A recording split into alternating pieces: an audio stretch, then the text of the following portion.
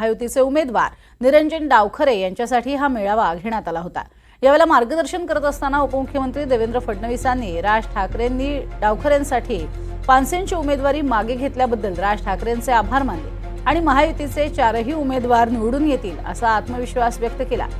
तसंच कोकणातनं तडीपार करू म्हणणाऱ्यांचाच जनतेनं तडीपार केलं असं म्हणत उद्धव ठाकरेंनाही टोला लगावला। तर मुख्यमंत्री शिंदेंनी अर्बन नक्षलींनी मोदी हटावची मोहीम चालवल्याचा आरोपही केला।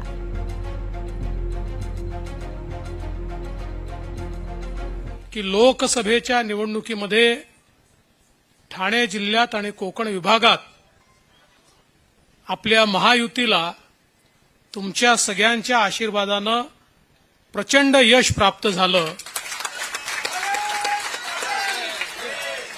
काही लोकांनी अशी गर्जना केली होती की आम्ही महायुतीला तडीपार करू, कोकणाने त्यांना कोकणातनं तडीपार केलं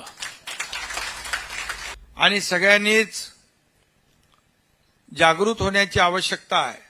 या निवडणुकीने आपण खरं म्हणजे थोडं गाफील राहिलो आणि मग ते संविधान बदलणार, 400 पार झाल्यावर मग आरक्षण रद्द होणार, अनेक काय सगळ्या गोष्टी ज्या अगदी तळागाळापर्यंत पोहोचल्या।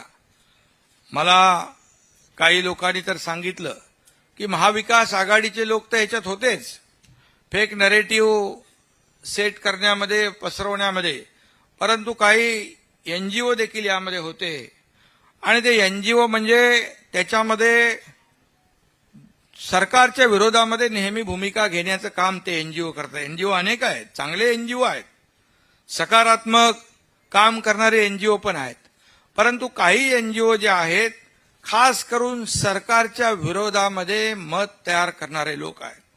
त्याच्यामध्ये मागे देखील मी म्हटलं होतं की हे नक्षल फक्त गडचिरोलीत नाही आहेत, हे अर्बन नक्षल काही एनजीओमध्ये घुसलेले आहेत आणि त्यांनी अगदी पद्धतशीरपणे महाविकास आघाडीचे पदाधिकारी आणि हे सरकारच्या विरोधातले काही एनजीओ जे आहेत, म्हणजे चांगले एनजीओच्या बद्दल आम्ही कौतुक करतोच, परंतु मोदी हटाव, मोदी हटाव, मोदी हटाव एकच त्यांचं स्वप्न होतं आणि मोदीजीने तर देशाच्या विकासाचा अजेंडा हातात घेतला होता, पण ह्यांच्या हातामध्ये एकच अजेंडा होता, मोदी हटाव, मोदी हटाव। मोदी द्वेषाने पछाडले होते लोक, पण मोदी हटाव, मोदी हटाव, मोदी तर हटले नाही, हटवणारे हटले, मोदीजी बैठ गए वहां पर।